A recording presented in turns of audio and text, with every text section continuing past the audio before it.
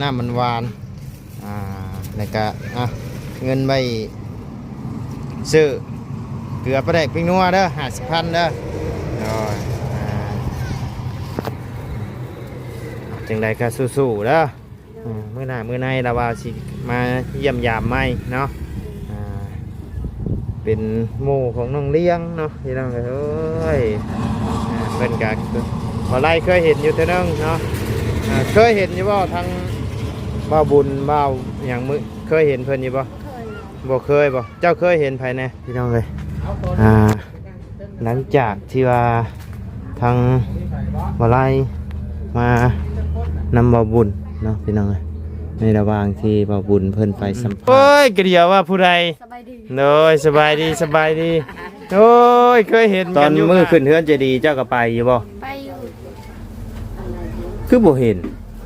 คือบ่เห็นก่อนไปอยู่เนาะขึ้นเฮือนจริงๆก็ไปบ่เดินจริงๆบ่ได้ไปเนาะกับข้าวเพิ่นพี่น้องเอ้ยใช้หม่องอยู่หม่องนอนของเจ้าได้ค่ะ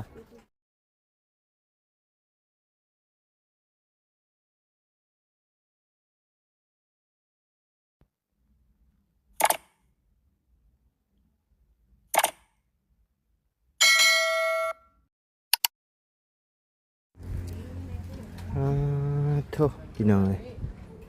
เฮือนซานบ่มีคนอยู่แต่ละหลังได้ยังมีคนอยู่บ่นี่เนาะ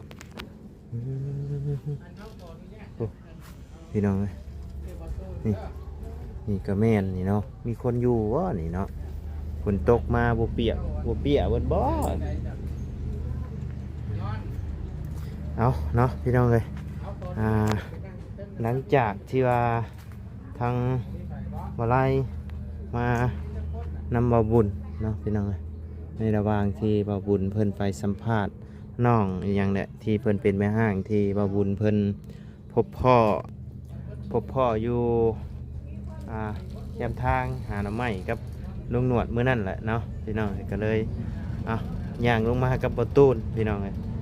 พอดีพ่อเพื่อน 2-3 ดังน้อยๆกระปอกกระแป๊กนี่พี่น้องบ่ฮู้ว่ามีคนอยู่หรือบ่เนาะแต่ว่ามีเสื้อผ้าน่ะแพร่อยู่เนาะพี่น้องเอ้ยบ่ฮู้ว่ามีคนอยู่หรือบ่อยู่นี่เนาะก่อนอื่นก็กลับทักทายสบายดีเด้อเนาะพ่อแม่พี่น้อง FC เบิร์ดจะขู่สู่คนเนาะบ่ว่าอยู่ในและต่างประเทศก็ยินดีต้อนรับเข้าสู่ช่องบ่ไล่คือเก่าพี่น้องเอ้ยอยู่บ้านห้วยลัวเนาะพี่น้องเอ้ย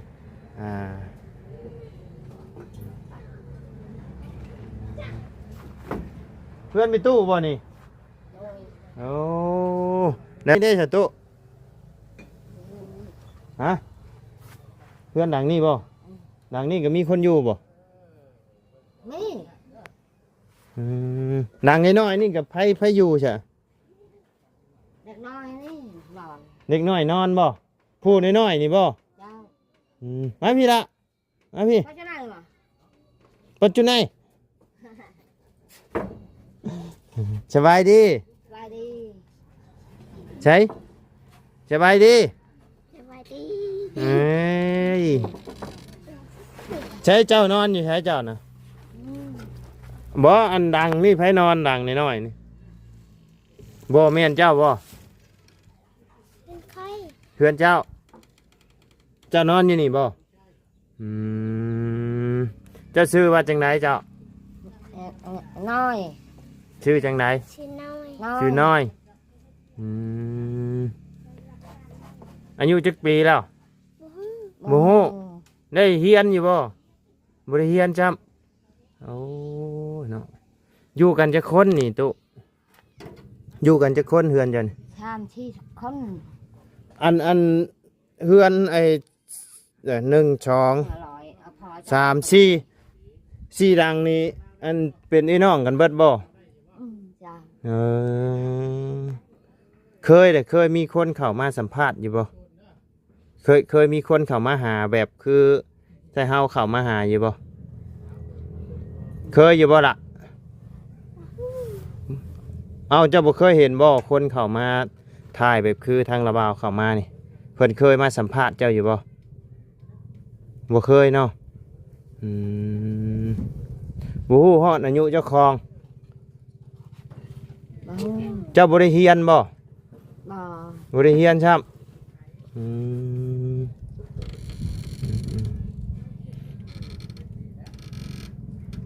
เดี๋ยวตู้อยู่นี่จะคนนอนอยู่เฮือนดังนี่ นี่ เอ้าไผจะนอนอยู่ดังนี่ พี่เงาดอกใบthì mà tao còn đông nhon nhảm chị đang lay à tay gì vậy เออ โอ้เฮือนผู้นั้นบ่ อืม เรา บ่เข้าใจปานไรพี่น้องเอ้ยเนาะอยู่กันจะคนไอ้นี่เนาะใช้ ชามที่ 4คนดังนี่ จ้า ไปใช้เบิดอ่ะ ไปอาบน้ ไปอาบน้ำฝนตกมาบ่หัวบ่เปียกเบิดบ่นี่ตุ ำพี่ เปียกเนาะ จ้า เออเออเออเออ ข้าวกินกับบ่มี ข้าวกินก็บ่มีอีหยังซั่นนี่ ข้าวอะมัน เป็นข้าวเปลือกอันนี้เนาะบ่แม่นข้าวสาร ไปเอามาแต่ใช้นี่ชื่อบ่ บ่เฮ็ดให้ เฮ็ดให้เดี๋ยวยังเดือซ้ำนี้กะว่าจะกินได้จักมื้อนี่ แต่ที่คน 4คนละกินได้จักมื้อ ไปชิไงจ้า ทำมือที่มือ 3 มื้อ4มื้อ อืม อืม หมดไหนก็แล้ว ผู้นี้น่ะเป็นหลานเจ้าเนาะ อืม อ่าเจ้าชื่อว่าจังไดโตะ หอยนี่ เลย ฟัง ปอง อายุจักปีแล้ว บ่ฮู้ โมโหประมาณ บ่หวานละบ่ฮู้ ประมาณละโมโห อืม โอ้บ่ไรบ่ได้ถือไม้มาซับพี่น้องขออนุญาตขึ้นเบิ้งอยู่เด้อเฮือนเด้อยังคือ6แท้นี่ทั้งมีตู้เจ้าบ่ได้มีผัวบ่ ก็มี โมมี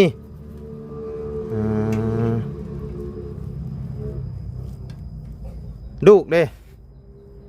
ลูกก็ตาย ลูกก็ตายผัวก็ตายบ่ ผัวปะ ผัวปะได้จักปีแล้ว ที่ปี 4 ปีแล้วนอนอยู่นี่4 คนนอนอยู่นี่ นี่ เอ ไปเล่น อ อาบน้ อืมเจ้าแต่ละมือเจ้าไอเฮ็ดเวียกหยังเจ้าบ่ ำ ฮะ บ่ฮู้เจ้าฮู้เจ้าเข้าใจอยู่บ่ที่ทางระบาวถามที่ระบาวเว้าเจ้าฮู้อยู่บ่บ่ฮู้ช่วงสิฮู้แท้โรงเรียนก็บ่ได้ไปติโอ้เป็นจังไดคือจังบ่เรียน ไปบ่มีเงิน บ่มีเงิน ครูเก็บเงินจะบ่มี ครูเก็บเงินแหละบ่มีเงินให้เพิ่นแล้วก็เลยออก จ้า แต่กี้ก็ไปอยู่บ่ จ้า แต่ตะกี้เพิ่นก็เฮียนอยู่บ่ตะกี้น่ะบ่ได้เฮียนเลยโอ้ยเฮียนป .1 ป .2 เพิ่นบ่ได้เก็บดอกเพิ่นยังให้อันเฮียนฟรีอยู่คันเฮาเฮียนฮอดมฮอดหยังน่ะเพิ่นก็เก็บอยู่เฮ้ยเนาะพี่น้องโอ้เฮือนดังเฮือนเจ้าของเฮือนดังนี่บ่ เจ้าของนี่ อืม ชาว อืม เจ้าคือเจ้าของเพื่อนนี่ชา โอ้ ว เพื่อนนะผู้นี้เนาะเอาเดี๋ยวไปถามเบิ่งเพื่อนทั้งนั้นก่อนเนาะเพิ่นเว้าลาวเป็ดบอกคือจังว่าเห็นทั้งน้องเพิ่นมันมาแต่อาบน้ำบ่ได้เพิ่นมาแต่อาบน้ำบ่ เจ้า เออ ไหน เนาะ ร้าน โอ้มีแต่เด็กน้อยเนาะมีแต่ลูกแต่หลานนี่เนาะเต็มอยู่เนาะเออเอาเดี๋ยวเฮาไปเบิ่งทั้งเพื่อนหลังนั่นก่อนเด้อเด้อเดี๋ยว แป๊บหนึงเนาะผู้เมื่อกี้นี่นะเป็นเอื้อยเจ้าบ่ฮะเอื้อยบ่เป็นเอื้อยเนาะ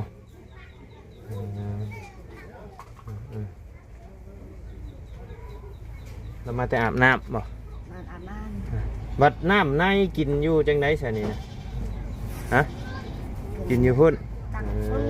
อ โอ้ยพุ่น อืมน้องเพิ่นผู้นั้นชงชัยอยากอายกล้องเนาะเพิ่นย่านเนาะเห็นนะว่ามาในนี่ย่านบ่ย่านบ่ย่านก็อย่าเด้อแล้วว่าบ่จับไปนอก เจ้า บ่ย่านก็อย่า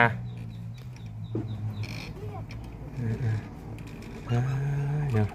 อ่อนแฮงพี่น้องปิดไว้ก่อนเด้อ เจ้า ประตูเพื่อนเราพี่น้อง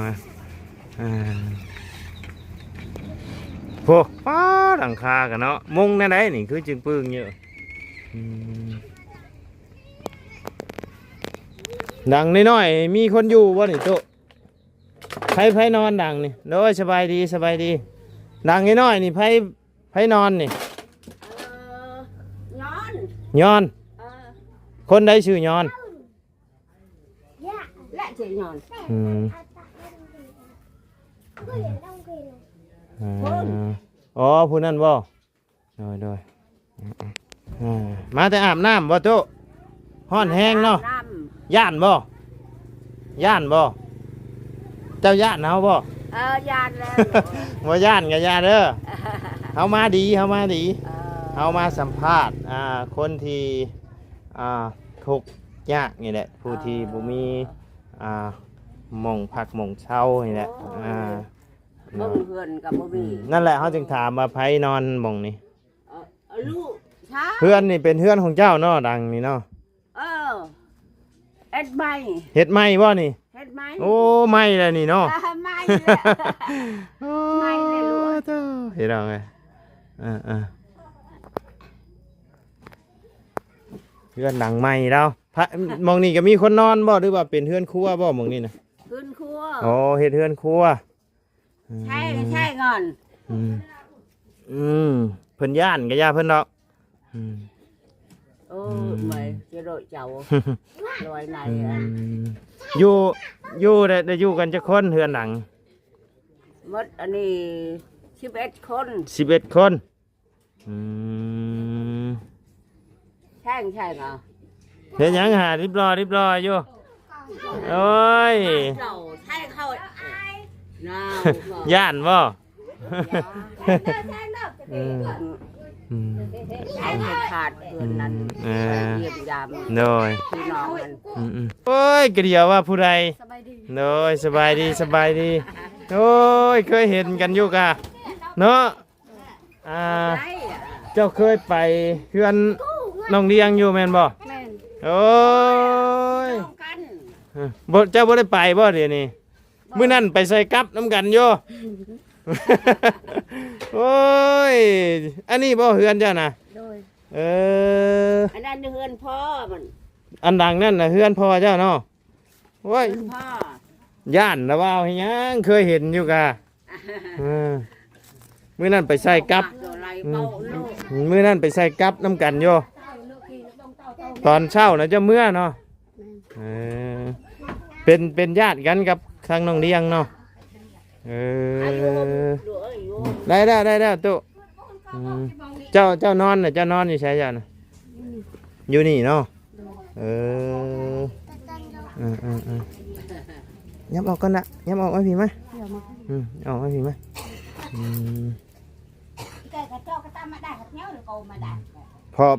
พ่อแม่ก็นอนอยู่นี่บ่มีแม่อ๋อกำพร้าแม่พ่อได้ค่ะ พอไปยามโรงงาน ไปยามโรงงาน จะมีโรงงานบ่ บ่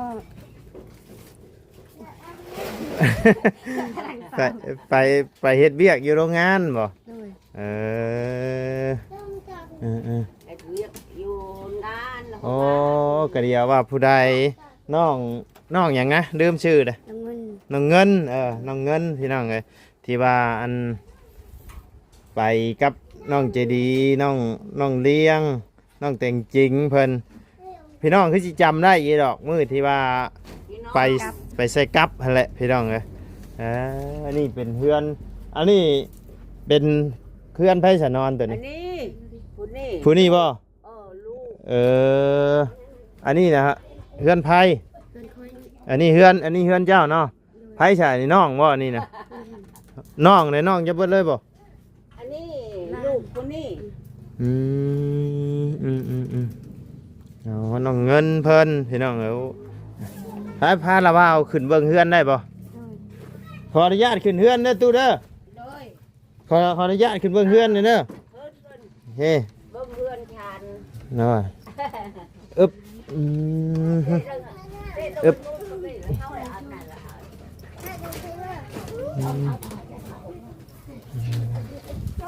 สบายดีไอ้ผู้นี้บ่น้องยันน่ะ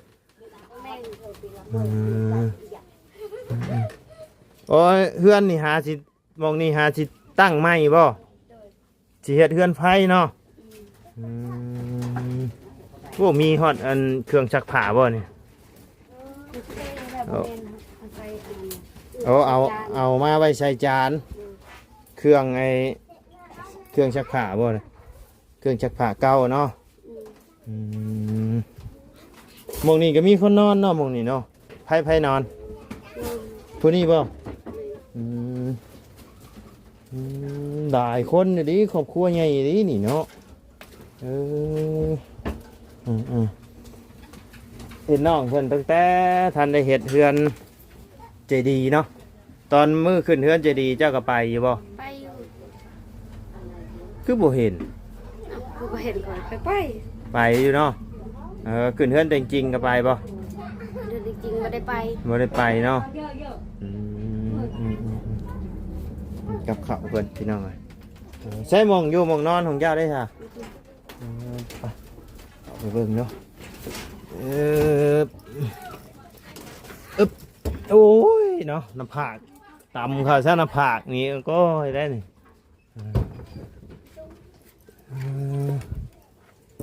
เข้าว่านี่ต้องเคารพได้พี่น้อง โอ้แปลนเติดอยู่นี่เนาะค่อยเข้าได้บ่นี่ ได้ ได้เนาะคือแปลนเนี่ยผูกพัดลมแพทติดพัดลมเพดานอีกนี่เนาะ มันเพลเลย เพ่นะบ่เจ้านอนอยู่ในเตียงหันบ่นอนจะคนอยู่ฮะ คนเดียว คนเดียวเอามานั่งอยู่พี่ไหมโอ้บ่ได้ถือไม้มาชับพี่น้องเลยจะมาแต่อาบน้ำเมื่อกี้นี่ แม่น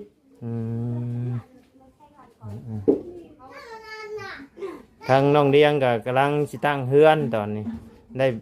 โทรเด่นน้ำเพิ่นอยู่บ่ ได้โทร บ่ได้โทรเจ้ากับทางน้องเลี้ยงอีหยังนี่เป็นญาติกันทั้งใด ทางพ่อ ทั้งพ่อบ่เป็นญาติทั้งพ่อเนาะแต่เตอะอยู่เฮือนเราก็บ่ได้มีหยังเลยนี่เนาะนอนกันจะคนดังนี่ 4-5 คน 4-5 คนใช่คือบ่มีผ้าแพรผ้าห่มหมอนอีหยัง ย่าก็นอนบนนี้กับ ย่านอนกับน้องเฮ็ดคือบ่ฮู้จักกันนี่โอ้ยหมอนี่ ย่านบ่บ่ว่าเจ้าบ่จื้อ ชื่อ อยู่แต่ย่าน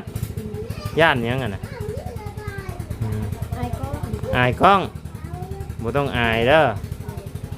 เจ้าอายุจักปีแล้วนะจ๊ะ 16เนาะชื่อน้องเงินพี่น้องเอ้ยทาง FC ก็คือสิเคยเห็นนี่หรอกเนาะไปกับไปหาน้องเลี้ยงอยู่ฮอดแท้ข้าวน้ำนี่พ่ออยู่พ่อกินอยู่บ่ล่ะ บ่พอ ซื้อกินบ่ เลย ไผใช่แบบว่าไปหาเงินหาคำมาซื้อ พ่อ พ่อแต่ว่าแม่บ่ได้อยู่นำแล้วเนาะเพิ่นเลิกกันบ่ เลิกกันแต่คอยยังน้อย เลิกตั้งแต่เจ้ายังน้อยๆเนาะตอนนี้ก็อาศัยอยู่กับพ่อนอนอยู่หม่องใดเฉพาะ พ่ออยู่เฮือนพุ่นนั่น พ่ออยู่หลังนั้นโอ้คือเฮ็ดเฮือนใดดังนี่เนาะแต่ว่ามันเป็นเฮือนที่แบบว่ามัน อันคือบ่ไล่ทายเบิ่งนั่นแหละพี่น้องก็กระปอกกระแปกไปมันบ่แม่นเฮือนซะเนาะเป็นกระตูกพี่น้องเอ้ยเป็นกระตูกกันสิมาอยู่นำกันมันบัดแออัดเนาะฮ้อนนอนยามมื้อคืนบ่ฮ้อนบ่นี่ ห้อนอยู่มันมีพัดลม ฮ้อนเป็นง่ายแล้วนี่พี่น้องเอ้ยพัดลมกับบ่มีเนาะทีแรกทั้งว่าไล่คิดว่าเฮือนเรานี่หลังใหญ่แหละที่ว่าเราไปหาน้องเลี้ยงตอนนั้นน่ะพี่น้องตามมาจังเลยพ่อว่าเฮือนน้องเพิ่นอันนี้พี่น้องเอ้ยบังเอิญย่างลงมาก็บ่ตู้นเพิ่นแหละพี่น้องเห็นอันสะดุดตาเฮือนดังนั่นแหละเฮือนที่พ่อจะนอนน่ะเซอยู่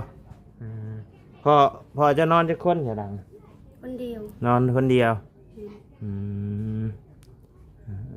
เจ้าน่ะนอนกับย่าแล้วก็กับหลานบ่ เจ้าบ่เป็นลูกคนใหญ่กว่าหมู่นะ น้องก็บ่มี น้องก็บ่มี แม่น ลูกผู้เดียว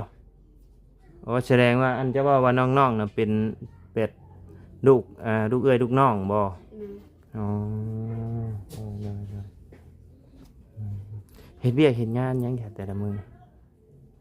ก ลางคืนกลางเว้นไปยามทำงานกลางคืนพอเฮาไปยาม ไปไปเผาว่าซั่นซะไปเผาแบบคืออันทางน้องเลี้ยงเพิ่นไปเผาหั่นบ่ แบบนั้น จะไปเผาอยู่หม่องเดียวกันนะอยู่หม่องเดียวกับน้องเลี้ยงเผานะ บ่แม่นในบนนี้ข่อยพา อยู่หม่องนี้บ่ใกล้ๆนี่บ่เพิ่นให้เงินเดือนเท่าไหร่นะ เดือน3 ล้าน เดือน3 ล้านคันเจ้าอยากไปนอนอยู่พุ่นก็ได้ ข่อยนอนอยู่เฮือนข่อยบ่ได้นอน สมมุติว่าอันบางเทื่อพอเจ้าก็นอนอยู่พุ่นบ่โอ้คล้ายๆกันกับพอน้องเลี้ยงเพิ่นไปเผาอันนั้นเนาะ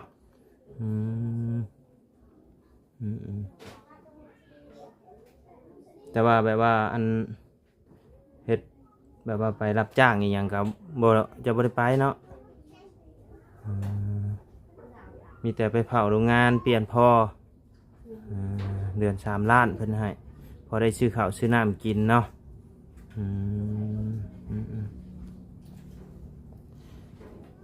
มีเงินอยู่ติดตัวมีจักพันตอนนี้ บ่มีหยัง บ่มีหยังเลย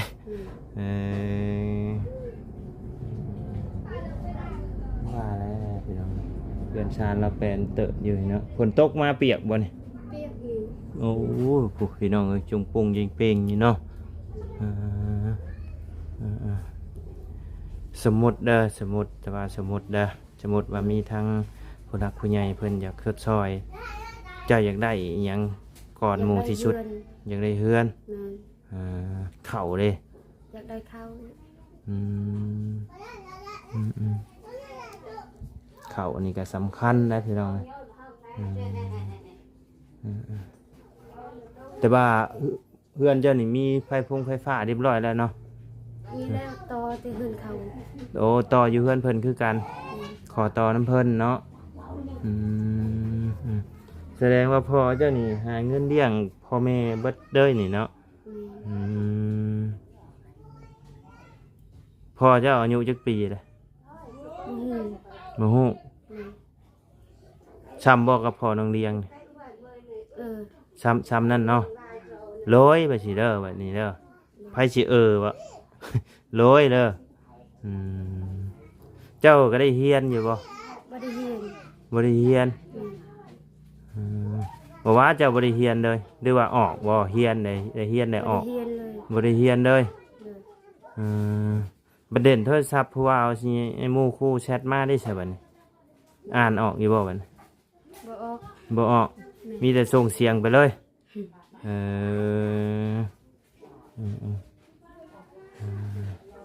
น้องเงินที่นั่นเลยอยู่บ้านเฮยรั่วเนาะอยู่บ้านเฮยรั่วแบบนี้นะระบาวก็บ่ได้ถือน้ำมาชับป้าไปเอาน้ำอยู่รถน้ำระบาวไปเอาน้ำหวานไปไปไปน้องเลยเอามาอยู่ห่มกันไหม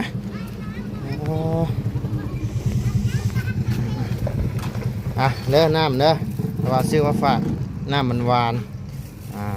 แล้วก็เงินใบซื้อเกลือปลาแดกปิ้งนัวเด้อ50,000เด้อโอ้ยจังใดก็สู้ๆเด้อมื้อหน้ามื้อในเราว่าสิมาเยี่ยมยามใหม่เนาะเป็นหมู่ของน้องเลี้ยงเนาะพี่น้องเอ้ย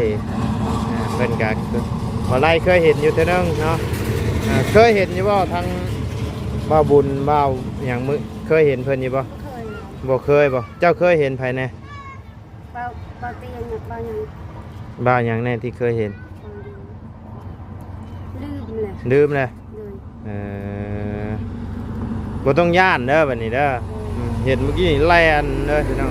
เฮ็ดคือคนบ่เคยรู้จักกันนี่โอ้ยเนาะบ่ต้องย่านบ่ต้องย่านกันบ่เคยเห็นใครหรอกอันนี้เคยเห็นกันอยู่ไปสามีแต่ละว่าวกลับก่อนเด้อบัดนี้เด้อเดี๋ยวสิมาเยี่ยมยามใหม่เนาะไปสบายดีเด้อน้อยไปพี่น้องเอ้ยกะเป็นเคสอีกเคสหนึ่งเนาะเป็นอยู่บ้านป่วยรัวเนาะพี่น้องเลยน้องเงินเพิ่นเป็นหมู่ทางน้องเลี้ยงเนาะไปสำหรับพี่น้องเลยสำหรับคลิปนี้ก็ล่ำลาก่อนเด้อพี่น้องเด้อพบเจอกันคลิปหน้าเนาะขอบคุญขอบคุณพ่อแม่พี่น้องและ FC เบิร์ดทุกคู่ทุกคนเนาะที่เข้ามาติดตามนะครับส้มทั้งซ่องมาไล่เนาะสำหรับคลิปนี้ล่ำลาแล้วพี่น้องสบายดีเด้อ